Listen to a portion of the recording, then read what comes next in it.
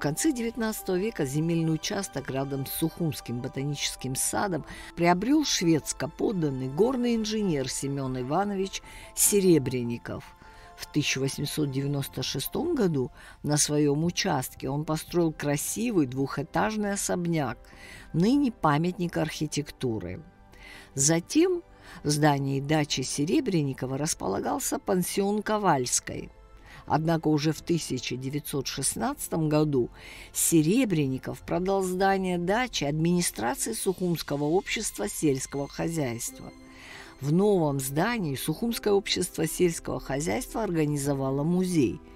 В настоящее время здание занимают Институт ботаники и НИИ сельского хозяйства Академии наук Абхазии. В советское время особняк был перестроен, он изменился до неузнаваемости. Был надстроен третий этаж, закрыт боковой балкон с куполом, убрали арочные проемы на террасах, заменили сложную растекловку на окнах на обычные стекла.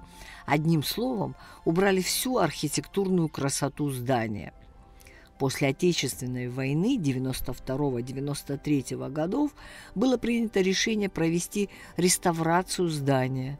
За это дело взялось архитектурное бюро «Ломия», работающее в Абхазии с 2011 года под руководством архитектора Тимура Ломия, выпускника Ростовской государственной академии архитектуры и искусств. Реставрация этого памятника архитектуры стала одним из первых крупных проектов этой организации. Итак, Тимур, мы стоим у знаменитой дачи Серебренникова. Мы знаем, что вы после войны произвели здесь реставрацию. Мне бы очень хотелось, чтобы вы уже по истечении стольких лет сказали бы, потому что зрителю это очень интересно и нам, что вы тут сделали, насколько вы довольны своей работой, какие материалы вы использовали и так далее. Расскажите нам о своей работе. Ну, честно говоря, громко будет сказано слово «реставрация», применимо к этому зданию. Я бы так не назвал. Я думаю, что мы попытались воссоздать памятник архитектуры с имеющимися финансовыми возможностями, с человеческим ресурсом, квалифицированными людьми. Ну, много чего бы я, конечно, как и тогда, в принципе, мое мнение не изменилось по этому поводу. Я бы много чего добавил бы, что-то убрал бы, но это все было связано с несколькими фактами, теми же финансовыми возможностями, которые не позволили до конца воссоздать в том виде, в котором он был изначально. То есть это скорее, наверное, попытка воссоздания памятника архитектуры, а не реставрация. Тимур, вот когда мы смотрим фотографии советского периода и нынешние фотографии, мы видим, что даже невооруженным глазом видно, что все-таки вот эта реставрация, она приблизила нас к источнику. То, как выглядело это здание в самом начале века. Ну, видно сразу, что вы добавили эти мерлуны наверху, зубчики, что вы сделали все проемы. Вот расскажите нам, трудно ли это было, потому что в советское время все было замазано и закатали в бетон, поэтому как вы умудрились вернуть внешний облик прежний? Ну, сложностей было много. У нас из источников была лишь одна фотография, ну, две, но с одного и того же ракурса. Одна немного цветная, другая черно-белая. Источником, естественно, помогал мне Анзор Гумава. В общем, по одной лишь фотографии мы попытались воссоздать памятник архитектуры. Изначально здание было двухэтажное. Основной объем здания был двухэтажный. Но так как администрации нашей ботанического сада, сельского хозяйства недостаточно было помещений, мне не дали демонтировать третий этаж. То есть третий этаж был настроен в советское время? В советское время был настроен третий этаж и был демонтирован, здесь был балкон на кронштейнах застекленный. с таким шпилем красивым. Он как бы балансировал эту композицию с трехэтажной башней, и ее тоже нам не дали из-за финансовых трудностей, конечно, недостаточное финансирование. То есть вот это два основных момента, на которых бы я сакцентировал внимание, ну, не считая того, что лепные элементы, конечно же, точности не повторяют, те, которые были, не все. Но, во-первых, это связано с двумя вещами. Фотография, которая была представлена, которая была у нас в наличии, она была недостаточно четкая. То есть мы не могли точно понять, какие пропорции, какие формы у той или иной лепнины. В основном я сейчас говорю о лепном декоре на фасаде.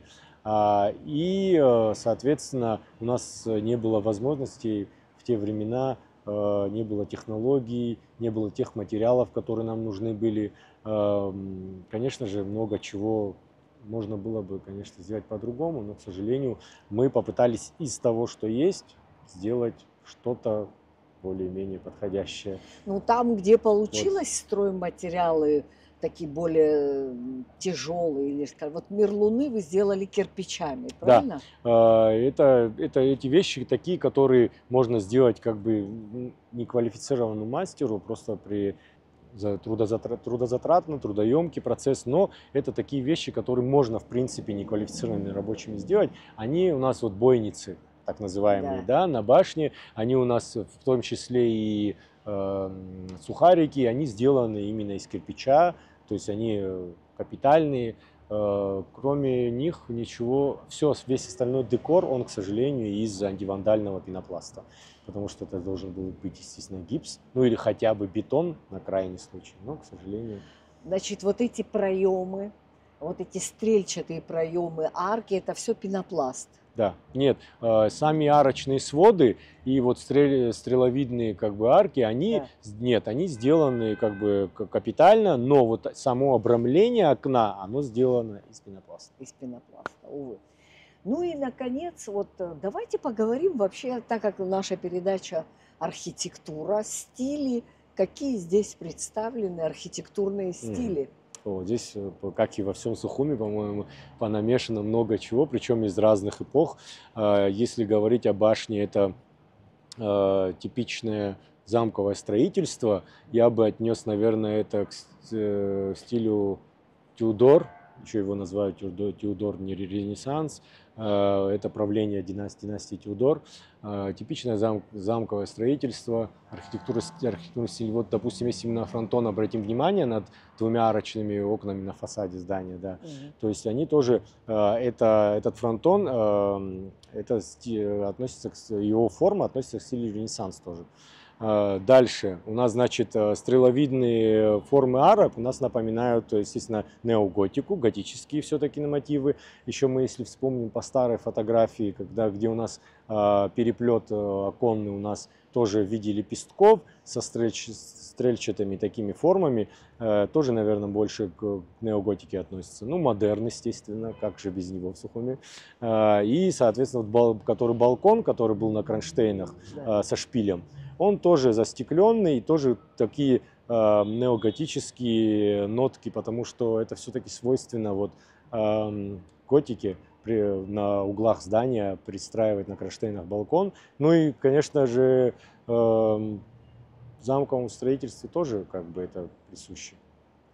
Вот на старых фотографиях советских нету вот этого аркатурного, архитектурного, вот этих, я не знаю, как их назвать, зубчики по периметру всего здания. Что это? Смотрите, нам нужно было воссоздать карниз в том виде, в котором он был изначально. Но так как мы не могли делать определенные формы, я бы сказал, даже практически никакие не могли, а нужно было бы заполнять как бы пространство, потому что карниз, он должен был именно вот такой же высоты быть. И надо было как-то заполнять теми возможностями производства, которые у нас были. Ну, вы выбрали вот такой вариант, как бы, ну, как доминирующий, чтобы он высоту. Понятно. Скажите, а вот балясины какой-то строительный материал? Балясины на балконе? Они мраморные. Это мрамор? Это мрамор. Ах, все-таки мрамор. Все-таки, да, на что-то не поскупились, как бы, да, решили сделать. Ну, честно говоря, насколько мне не изменяет память, было какое-то производство частное, и как-то мы нашли, то есть это не наш заказ, человек изготавливал их уже, Ага. да, и поэтому я убедил и руководство, и застройщика, Что надо что надо покупать. хотя бы это должно быть в оригинальном каком-то материале, более дорогом. Хорошо, а вот давайте поговорим о растекловке. Вот все-таки на старых фотографиях растекловка изумительна, она в форме такой короны. А здесь же растекловка в виде усиков, она присутствует в Сухуми везде, и Да. в Абиге, и в Да. очень многих домах. Почему вот тут вы не повторили? Так, во-первых, хочу сказать о том, что в тот момент, когда я пришел, ну, занялся работой, уже оконные дверные проемы были демонтированы. То есть мы могли, конечно, создать такую же форму, но, как мы выше сказали, у нас финансирование было ограничено, и, к сожалению, мне сказали, что это будет пластиковые окна. А в пластиковых окнах единственное, что мы можем себе позволить, это вот такой V-образный переплет. То есть, если бы вы повторяли оригинал, это не должен был быть пластик, а дерево, видимо, Естественно, это должно быть ручной работы, но сейчас это уже, естественно, делает, ну, двумя разными способами можно сделать. Можно вручную, можно с помощью уже современных технологий, ЧПУ, там, фреза и так далее. То есть это все возможно. Но, опять же, все упиралось в финансирование. Ах, это финансирование. Да. Оно не дает сделать как надо. Даже в архитектуре везде. Увы. Ну, кстати, чаще всего, да. Внутреннее убранство было скудным, честно говоря. Были карнизы, потолочные плинтуса. Да. И то не везде. Большая часть была в плачевном состоянии. Их демонтировали и постарались сделать такие же, воссоздать их. Но они тоже, естественно, не из того материала, не из гипса. Так как, да, по внутреннему убранству было только одно. Было 3 шикарных камина, печи, которые демонтировали в мое отсутствие, к сожалению. А вот кто принял решение демонтировать эти печи? Ну, я отсутствовал в это время, но когда я первый раз пришел, я сразу сакцентировал внимание на том, что их нужно оставить. Но во время моего отсутствия они были демонтированы, мы так и не нашли человека, который, скажем так, отдал приказ или поставил задачу их демонтировать. Но одну печь из 3 мне удалось сохранить, я ее разобрал, и она сейчас украшает нашу студию. Вы знаете, останавливаясь на печи, все-таки это образовательное учреждение. Человек, который принял такое решение, если бы это был какой-то необразованный человек, я бы поняла, но печи – это атрибут старых домов, которые мы должны сохранять. Да. Это же понятно вроде бы. И очень странно, что здесь вот такие были сделаны вещи неправильные. Кощунственные, я бы сказал. Кощунственные. И очень хочется надеяться, что, увидев эту печь, наши зрители поймут наше негодование. Да, надеюсь. Спасибо. Тимур, я вот всегда знала, что это единый комплекс. И только сейчас ты меня огорошил новостью, что это пристройка. Да, это пристройка. Расскажи нашим зрителям. Это новодел, да. Все думают, что вот эта часть от угла являлась частью основного здания. Но это не так. Когда мы проводили ремонтные работы в той части, материал стен говорил о том, что это советского периода постройка. То есть к этой пристройке, то есть это было в советские времена пристроено, а ту часть, уже из-за, опять же, недостатка помещений, мы пристраивали зеркально, создавая внутренний двор, мы пристроили зеркально вторую часть с той стороны. Основное здание заканчивалось вот примерно на этом углу. Ну, то есть какие-то там были еще помещения, но основной объем был пристроен в советские времена. И архитектура здания получилась подковообразная с внутренним атриумом. Да. Ну, внутри атриума уже создали мы, потому что мы пристроили уже вторую часть зеркально с другой стороны, и создался атриум, как бы внутренний двор.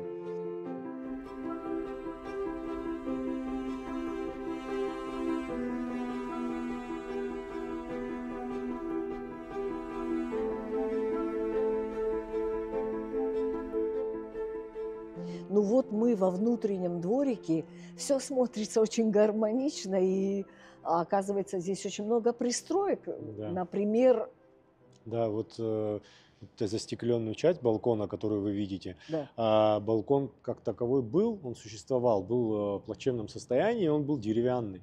Нам нужен был проход из одного корпуса в другой, естественно, и мы как бы уже по архитектуре функционально для того, чтобы это все было удобно, чтобы все это работало, соединялось, мы сделали его, застеклили, как бы сделали его капитальным. Естественно, так как третий этаж нам не дали демонтировать, мы и там сделали этот проход, и вот получился такой застекленный фасад.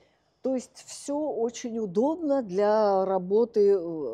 Приоритетом, к сожалению, была не реставрация в этом проекте, а приоритетом было удобство работы институтов, которые здесь находятся. Но при этом, Тимур, все же приблизили вы к изначальному изображению, к изначальной форме этого дома. По возможности вы все-таки тут это видно по фотографиям, что вы очень постарались приблизить и донести первоначальный вариант. А это же очень важно – оставить вот эту аутентичность по возможности полной. Да, восприятие, чтобы хотя бы у обывателя, не профессионала, было восприятие, и они, ну, как бы было похоже на оригинал.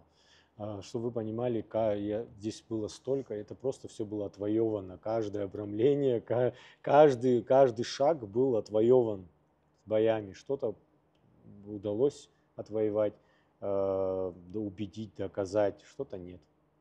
Тимур, а если бы вы вот в наше время стали бы делать эту же работу, когда уже и строительные материалы другие, вот что бы вы исправили в своей работе? Ну, естественно, доминирующую часть третьего этажа я бы демонтировал третий этаж. Все-таки. Если бы мне сказали бы, что можно вообще как бы, ну, то есть сделать его не административным, не с таким количеством помещений, я бы и пристроенные в советские времена, и эти две части я бы демонтировал. Пристроил бы, естественно, вернул в первозданный вид балкончику с кронштейнами. Ну и, соответственно, сделал бы декор фасада, его видоизменил бы и сделал бы максимально похожим на оригинал. Ну, будем надеяться, что через некоторое время все-таки придет вторая реставрация, которая сохранит все, что было изначально. Дай Бог, дай Бог. Спасибо тебе большое. Не за что.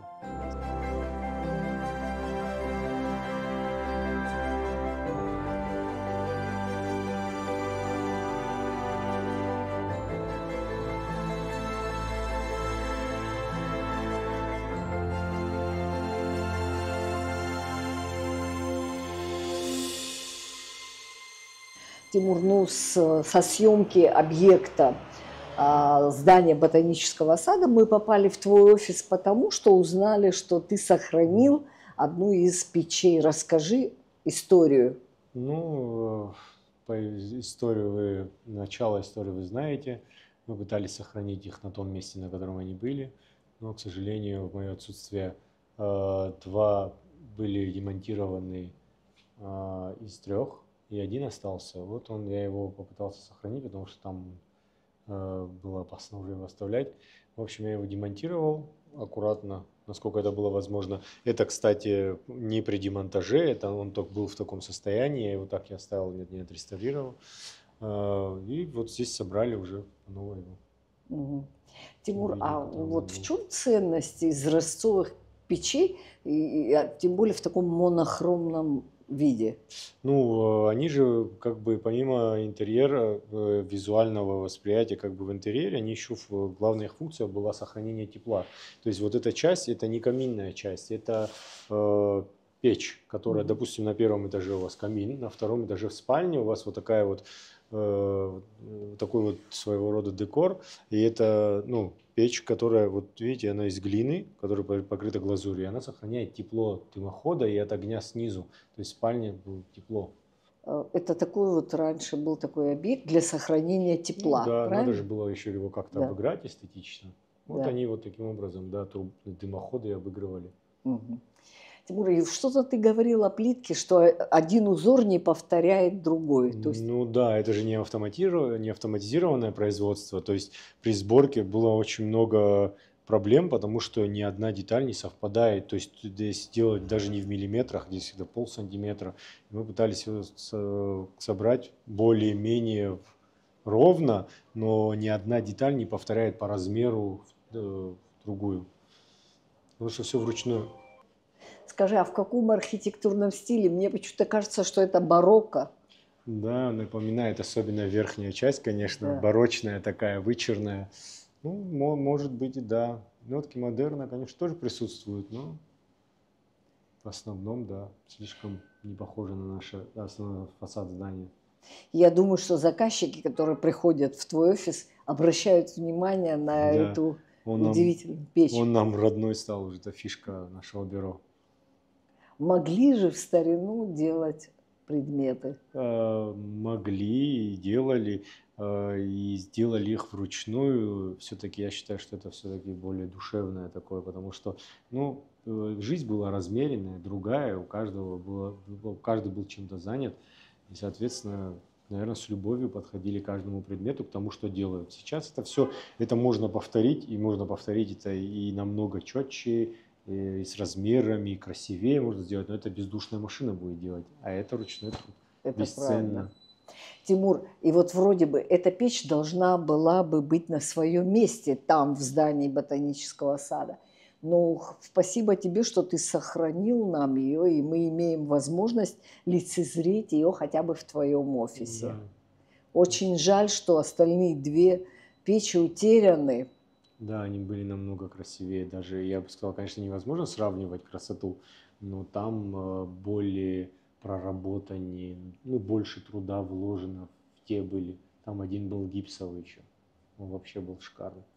Тимур, и у нас с тобой есть возможность обратиться к нашим зрителям, которые в домах вполне вероятно имеют такие вещи. Да. Насколько важно вот так относиться к старым объектам трепетно. Да.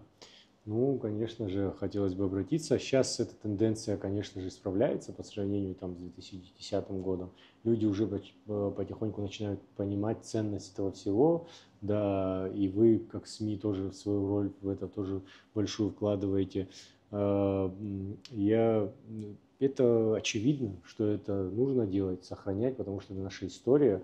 Это единственное